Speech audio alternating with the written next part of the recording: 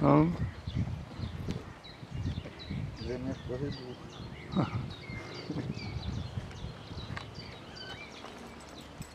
Máme ten panelák. Už ho vidím.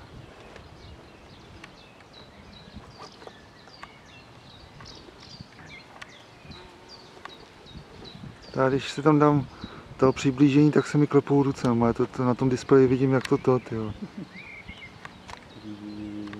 Zemětřesení. Máš říkat, že to je zemětřesení.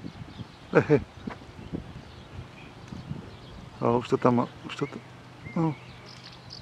No, dobrý. Je tam vidět.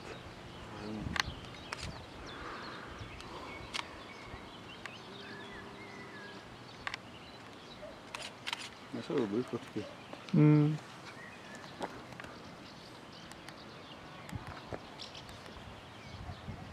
Teď jak byla ta bouska, tak jsem taky hele fotil. To dobrý. To je jediný, co za to bousku říct, nebo nic moc, bouska zahlasuje nějakou velkou bouskou, ale taky hovno.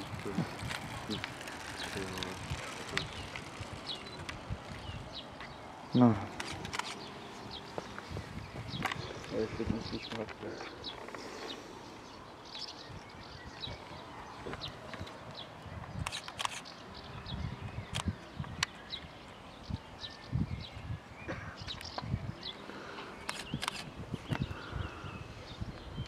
To je docela zajímavý.